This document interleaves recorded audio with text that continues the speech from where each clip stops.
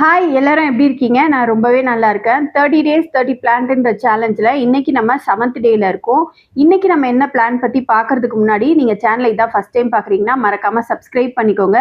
நான் இதுல gardening and self growth ரிலேட்டடான வீடியோஸ்லாம் ஷேர் பண்ணிட்டு இருக்கேன். அண்ட் வீடியோவை லாஸ்ட் வரையும் ஸ்கிப் பண்ணாம பாருங்க. ரொம்ப யூஸ்ஃபுல்லான டிப்ஸ்லாம் சொல்லுவேன். சரி வாங்க இப்போ நம்ம வீடியோக்குள்ள போலாம். இன்னைக்கு நம்ம எந்த பிளான் பத்தி பார்க்க போறோம்னா வாட்டரிங் ஜூ. அதை இன்ச் பிளான்ட்னு சொல்லுவாங்க.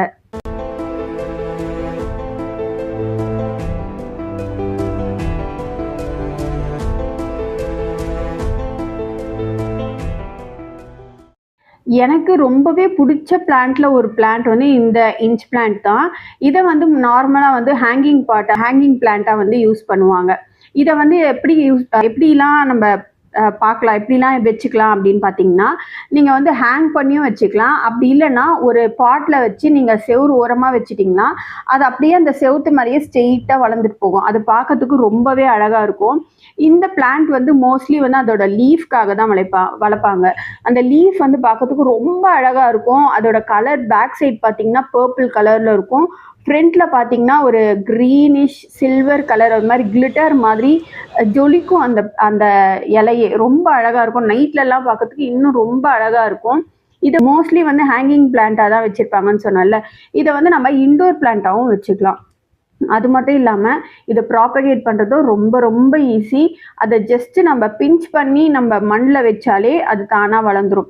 எப்படின்னா நம்ம இப்போ மணி பிளான்ட்லாம் வச்சுருக்கோம்ல, மணி பிளான்ட்டில் வந்து ஒரு நோட்லேயும் வந்து நம்மளுக்கு ரூட் வரும்ல, அதே மாதிரி இந்த பிளான்ட்லேயும் ஒரு நோட்லேயும் ரூட் வரும். இதை நார்மலாக நம்ம பிஞ்ச் பண்ணி தண்ணியில் போட்டும் வச்சுக்கலாம்.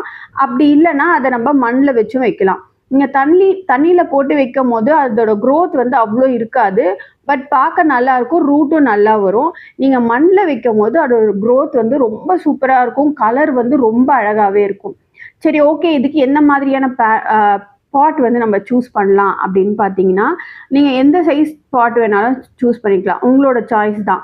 மோஸ்ட்லி வந்து ஹேங்கிங் பாட்டு நீங்கள் சூஸ் பண்ணிங்கன்னா அது வளர்ந்து அது தொங்கி வரும்போது பார்க்கறதுக்கு அவ்வளோ அழகாக இருக்கும். ரொம்பவே நல்லாயிருக்கும். நம்மளோட இப்போ இன்டோர் கார்டன்லாம் வச்சுருக்கோம் அப்படின்னா அந்த ஒரு பிளான்ட்டை நீங்கள் ஹேங் பண்ணி விட்டிங்கன்னா அந்த இடமே ரொம்ப அழகாக இருக்கும். அந்த அளவுக்கு அந்த பிளான்ட் வந்து ரொம்ப ரொம்ப அழகாக இருக்கும். அது மட்டும் இல்லாமல் அந்த பிளான்ட் வந்து இப்போ எனக்கு வந்து நான் ஃப்ளாட்ஸில் இருக்கேன், நான் வந்து எனக்கும் வந்து செடி வளர்க்கணும்னு ஆசையாக இருக்குது அப்படின்னீங்கன்னா நீங்கள் தாராளமாக இந்த செடி வளர்க்கலாம். ஏன்னா வந்து இதுக்கு அவ்வளோவா சன்லைட் தேவைப்படாது. And very very low maintenance plant. இதுக்கு வந்து ரொம்ப பெரிய மெயின்டெனன்ஸே கிடையாது. ரொம்ப ஈஸியாகவே வளர்க்கலாம். ஸோ ஃப்ளாட்ஸில் இருக்கேன், இல்லை எனக்கு வீட்டில் வந்து செடி வைக்கிறதுக்கு இடம் இல்லை, எனக்கு வந்து நல்லா சன்லைட் இருக்க மாதிரி இடம் இல்லை அப்படின்னு நீங்கள் நினச்சிங்கன்னா இந்த பிளான்ட்டை கண்டிப்பாக வளர்க்கலாம். ஒரு சின்ன பாட் வச்சு வளர்க்கலாம். இல்லை இந்த இந்த பிளான்ட்டை வந்து நிறைய டெக்காருக்கு கூட யூஸ் பண்ணுவாங்க. நீங்கள் ஆன்லைனில் செக் பண்ணி பார்த்தீங்கன்னா தெரியும், நிறைய டெக்கரேஷன் பண்ணி வச்சுருப்பாங்க. நானும் ஒன்று பண்ணி வச்சுருக்கேன். அது நல்லா க்ரோ ஆகி ஃபுல்லாக வந்ததுக்கப்புறமா நான் உங்களுக்கு அந்த வீடியோவும் கண்டிப்பாக ஷேர் பண்ணுறேன். அது பார்க்க ரொம்ப அழகாக இருக்கும். இங்கே நெட்டில் செக் பண்ணிங்கன்னா அவ்வளோ ரெஃபரன்ஸ் இருக்கும் நம்மளுக்கு. நம்ம யோசித்து நம்ம புதுசாக நிறைய பண்ணலாம். அவ்வளோ அழகாக இருக்கும். அதை வந்து இப்போ எப்படின்னா நீங்கள் சரி இவ்வளோ நல்லாயிருக்கும், சன்லைட்டே அவ்வளோவா வேண்டாம் அப்படின்னு சொல்கிறீங்க. அப்போ இது வந்து எப்படி வைக்கிறது, சன்லைட்டே இல்லைன்னா எப்படி இருக்கு? ஒரு வேளை சன்னில் ரொம்ப நேரம் வச்சா என்ன ஆகும் அப்படின்னா, நம்ம சன்னில் அதிகமாக வச்சுட்டோன்னா அதோட கலர் வந்து ஃபேட் ஆகிடும். அதாவது சன்லைட்டில் ஓவராக வச்சுட்டோன்னா சொல்கிறேன், கலர் வந்து ஃபேட் ஆகிட்டு அந்த பர்பிள் கலர் வந்து குறைஞ்சி க்ரீன் கலர் வந்து அதிகமாகிடும். அப்படி இல்லைன்னா க்ரீன் குறைஞ்சி பர்பிள் அதிகமாகிடும். அந்த மாதிரி அதோட கலர் வந்து ரொம்ப ஃபேட் ஆன மாதிரி இருக்கும். அதனால வந்து நம்ம அதை வந்து ஒரு செமிஷேடான இடத்துல வச்சாலே போதும். செமிஷேடான இடத்துல வைக்கணும் அப்படின்றதுக்காக அதுக்கு லைட்டே கொடுக்கக்கூடாதா அப்படின்னா அப்படி கிடையாது. நம்ம வந்து மார்னிங் சன்லைட் வந்து ஒரு காலையில் ஒரு 15 மினிட்ஸ் அதுக்கு இருந்தாலே போதும். அதுக்கு மேலே பெருசாக தேவைப்படாது. நீங்கள் வீட்டுக்குள்ளே வச்சு வளர்க்குறதா இருந்தால் நல்லா வெளிச்சமாக இருக்கிற இடத்துல வச்சு வளர்த்திங்கன்னா ரொம்பவே நல்லாயிருக்கும். அண்டு இதுக்கு வந்து என்ன மாதிரியான சாயில் மிக்ஸ் கொடுக்கலாம் அப்படின்னு பார்த்தீங்கன்னா, இதுக்கு மெயினாக இந்த டைப் தான் சாயில் கொடுக்கணும் அப்படின்னு எந்த ஒரு ரெஸ்ட்ரிக்ஷனும் கிடையாது. நம்ம எந்த டைப் சாயில் வேணாலுமே கொடுத்துக்கலாம். இப்போ ஒரு வேளை நான் சாயிலில் வந்து நான் கொக்கோபீட் வந்து ஆட் பண்ண போகிறேன் அப்படின்னு நீங்கள் சொன்னீங்கன்னா, அந்த கொக்கோபீட் அளவை மட்டும் கொஞ்சம் குறைச்சிக்கிட்டிங்கன்னா ரொம்ப நல்லது. ஏன்னா இந்த பிளான்ட்டுக்கு வந்து ஈரப்பதம் ரொம்ப நேரம் இருந்தால் அது வந்து ரூட் வந்து சீக்கிரமாக அழுகி போயிடும். அதனால் கொக்கோபீட் வந்து யூஸ் பண்ணுறது கொஞ்சம் கம்மி பண்ணிக்கோங்க. மோஸ்ட்லி யூஸ் பண்ணாமல் இருந்தால் ரொம்ப நல்லது.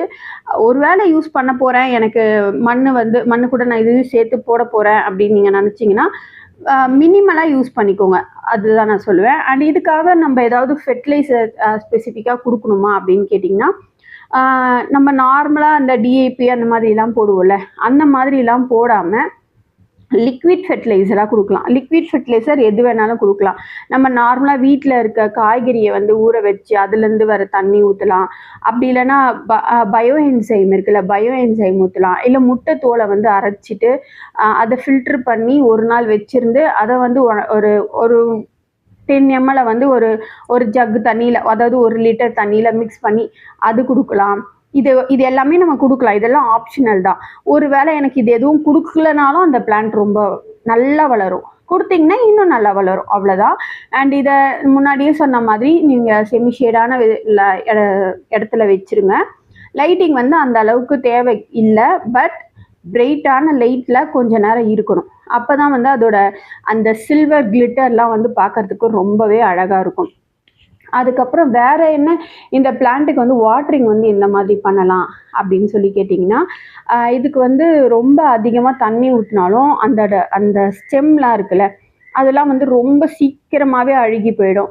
ஏன்னா வந்து அந்த ஸ்டெம் ஃபுல்லாகவே நம்மளுக்கு வந்து வாட்டர் கண்டென்ட்டாக இருக்கும். நம்ம இப்படி அழுத்துனோன்னா ஃபுல்லாக தண்ணி தான் இருக்கும்.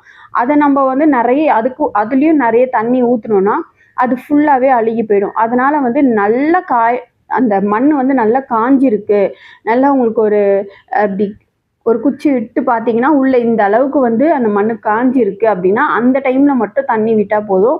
நிறைய தண்ணி விடறதுக்கு தேவையில்லை. முக்கியமாக பனி டைம்லேயும் மழை டைம்லேயும் சுத்தமாக தண்ணியே விடாதீங்க.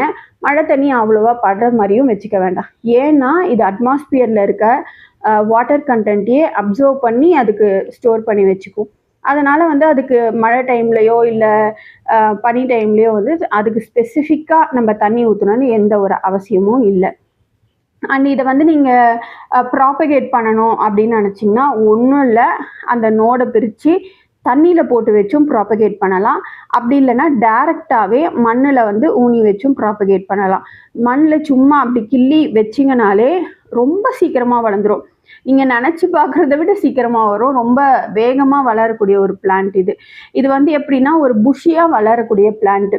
அதனால நான் வளருதுன்னு சொல்லிட்டு அப்படியே வந்து எனக்கு நல்லா வளருதுன்னு அப்படியே விட்டுறேன் அப்படின்னீங்கன்னா அது பாட்டு ஸ்ட்ரெயிட்டாக வளர்ந்துட்டே தான் போகும். அதை நீங்கள் அடிக்கடி ப்ரூனிங் பண்ணி விட்டுட்டே இருந்தீங்கன்னா, அதாவது கட் பண்ணி விட்டுட்டு இருந்தீங்கன்னா அது உங்களுக்கு நல்லா பஞ்சாக ஒரு பால் மாதிரி வளர்ந்து பார்க்கறதுக்கே ரொம்ப ரொம்ப அழகாக இருக்கும்.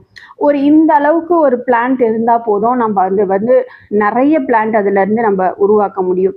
அந்த மாதிரி ஒரு அழகான ஒரு பிளான்ட்டு, ரொம்ப ரொம்ப லோ மெயின்டெனன்ஸ் பிளான்ட்டு, எல்லாருக்குமே ரொம்ப இப்படி ஒரு கம்ஃபர்டபுளான ஒரு பிளான்ட்னா நம்ம இந்த இன்ச் பிளான்ட் தான் சொல்லணும்.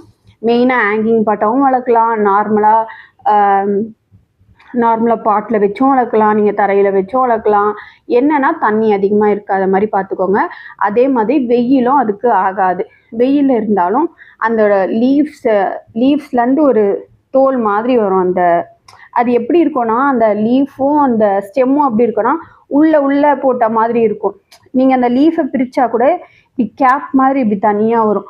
அது எல்லாமே என்னாலும் ரொம்ப ட்ரை ஆகிடும். நான் லாஸ்ட் டைம் வச்சுருந்த செடியில் நான் உங்களுக்கு முன்னாடியே சொல்லியிருப்பேன், நான் என்னென்ன செடிலாம் வச்சுருந்தனோ அதை தான் நான் மறுபடியும் வாங்க போகிறேன்னு சொல்லிட்டு. இன்ச் பிளான்ட்டு நான் என்னோடய ஃப்ரெண்டு வந்து எனக்கு இந்த அளவுக்கு தான் கொடுத்தாங்க. ஒரு லீஃப் இருக்கிற அளவுக்கு தான் கொடுத்தாங்க. ஆனால் அது வந்து எனக்கு ஒரு 4-5 பாட் ஃபுல்லாக நான் வைக்கிற அளவுக்கு எனக்கு வளர்ந்தது. ஆனால் அந்த 4-5 பாட்டில் வளர்ந்துமே எனக்கு சரியாக மெயின்டைன் பண்ண முடியல சம்மர் டைம்லன்றதுனால ஃபுல்லாகவே காஞ்சி போயிடுச்சு. அதனால் வந்து சம்மர் டைமில் ரொம்ப ஜாக்கிரதையாக வச்சுக்கிறது ரொம்ப நல்லது.